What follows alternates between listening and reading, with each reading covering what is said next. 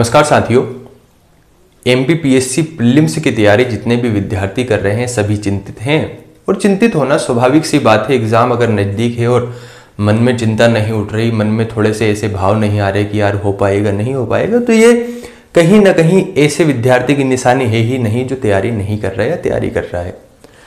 बात ये आती है कि सर अभी हम क्या करें, हमारे पास बहुत कम एग्ज़ाम को लेकर टाइम बचा, इस कम समय में एग्ज़ाम निकालने के लिए क्या विशेष किया जा सकता है या हमारे अंक कैसे बढ़े जा सकते हैं।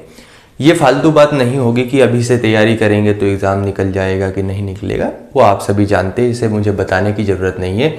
मैं इतना ज़रूर बता सकता हूँ किन बातों पर फोकस करें, किन चीज़ों पर ध्यान दें कि आप अच्छे से अंक ला सकते हैं। एमपीपीएससी प्रीलिम्स में मुझे जो लगता है 2 सब्जेक्ट ऐसे हैं, 2 या 3, जो पूरे जो आपका सिलेबस है इसका 50% प्लस अंक कवर करते हैं। तो मैं लिख देता हूं एमपीपीएससी प्रीलिम्स।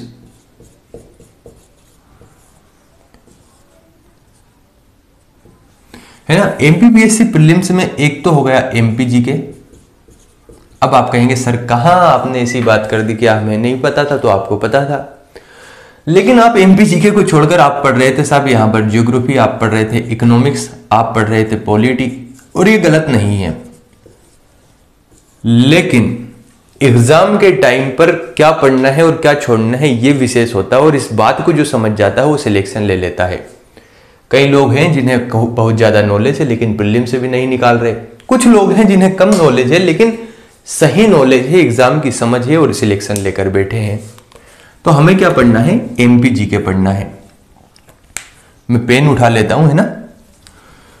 दूसरा हमें देखना है आयोग बहुत अच्छे ढंग से,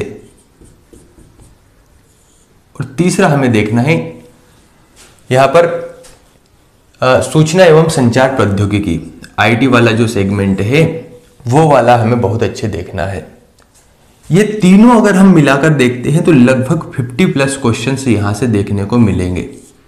और आप मुझ पे विश्वास क्यों कर रहे हैं? आप तो पुराने पेपर उठा लीजिए, उन एग्जाम के क्वेश्चंस को देख लीजिए, वहां से समझ आ जाएगा कि इन तीनों से कितने प्रश्न बनते हैं। तो अगर आप एमपीजी के आयोग और ये वाला जो सूचना एवं संचार प्रौद्योगिकी वाली यूनिट को अच्छे से कंप्लीट करते हैं तो यहां से इतने प्रश्न बन जाएंगे।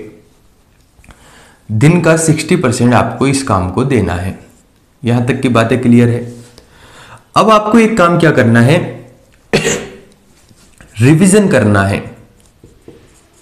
रिवीजन पर विशेष ध्यान देना है, और रिवीजन ना केवल इनका करना है, अगर आपने ज्योग्राफी कुछ पढ़ा है, पॉलिटी पढ़ा है, इकोनॉमिक्स पढ़ा है तो इस पर विशेष ध्यान देना है।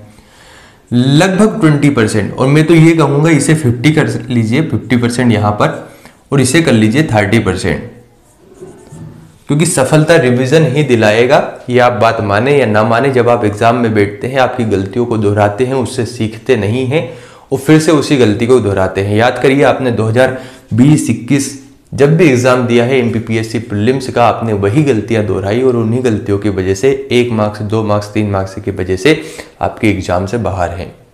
छोटी छोटी गलतियां हैं यार, क्यों दोहराएं उन्हें, है ना। ऐसा तो है नहीं कि हमारी जिंदगी बहुत बड़ी है, हम 1000 साल जीने वाले, 2000 साल जीने वाले, तो ठीक है देते रहेंगे एमपीपीएससी के एग्जाम। नहीं, ऐसा नहीं होता। बहुत सारी चीज़ें हैं, उम्र के पड़ाव बदलते रहते हैं, जिंदगी बदलती रहती है, चीज़ें परिवर्तित होती रहती है, तो समय के साथ साथ कॉम्पिटिशन भी बढ़ रहा है, पढ़ने का वही जुनून लगातार रहता भी नहीं है, चीज़ें भी हैं, बहुत सारी बातें होती हैं। तो हमें हमारी गलतियों से सीखना है, उन गलतियों को फिर से रिपीट नहीं करना है। गलतियां करना गलत नहीं है, गलतियों से ना सीखना गलत है। इस बात को आपको अच्छे से समझना है।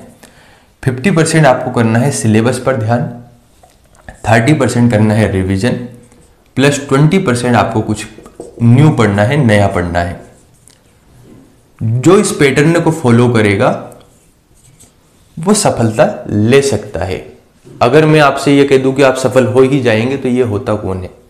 यानी ये मैं कैसे कह सकता हूं, क्योंकि आप भी जानते हैं एग्जाम में 1% भी संभावना मुश्किल होती है एग्जाम निकालने के लिए। लेकिन सही रणनीति यही होना चाहिए, आप हो सके तो भले ही नया मत पढ़िए, रिवीजन कीजिए और इस वाले पोर्शन पर ज्यादा ध्यान दीजिए। नए का मतलब यहां पर इन सब्जेक्ट से है, इन पर केवल 20% ध्यान देना है। अगर आप सोचे कि आज मैं ज्योग्राफी उठाऊंगा और एग्जाम तक फिनिश कर दूंगा तो ये आपकी भूल मात्र है।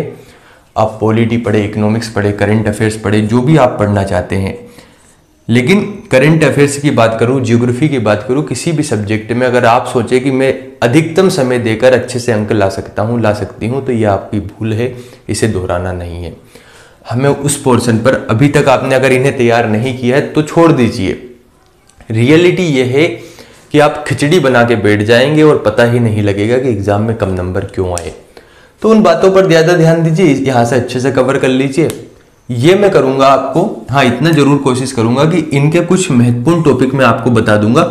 और पहले तो मैंने सोचा था 6-7 टॉपिक बताएंगे, अब इतना समय है नहीं, तो 2 या 3 टॉपिक ही मैं बताऊंगा हर एक टॉपिक के, बस उन्हें कवर करके चले जाना। वहां से प्रश्न बने तो ठीक, ना बने तो मेरे बारे में जो भी आपको कहना है, गलत कहना है, सही कहना आप कह सकते हैं। लेकिन सही बात यह है कि आप सोचकर देखिए यार, आपके एग्जाम में इतना कम समय बचा है। आप सोचे पॉलिटी पढ़ लो, आप सोचे हिस्ट्री पढ़ लो, आप ज्योग्राफी पढ़ने सोचे, इकोनॉमिक्स पढ़ने सोचे, करंट अफेयर्स पढ़ लेते। नहीं होता चीजें। 1 साल 1.5 साल से जो विद्यार्थी बेचारा दिन रात पढ़ाई कर रहा है, पढ़ाई कर रही हैं, उनका क्या हाल होगा फिर अगर आप 15 दिन में 10 दिन में एग्जाम को निकालने की सोच रहे। तो ऐसा होता नहीं है। चीजें वो कीजिए जहां तक पॉसिबल यानी चीजें हो सके। वो पॉसिबिलिटी ये है कि इस पर ध्यान दीजिए। अगर आपको नंबर ज्यादा लाना है तो बाकी आपकी इच्छा पर निर्भर करता है आप कैसे तैयारी करते हैं। क्योंकि जो 3 महीने से नहीं सुने खुद की, वो मेरी सुन के भी क्या करेंगे, है ना। तो अभी भी अगर आप संभल सकते हैं तो इन बातों पर ध्यान दीजिए, आपका काम हो सकता है। बहुत बहुत धन्यवाद।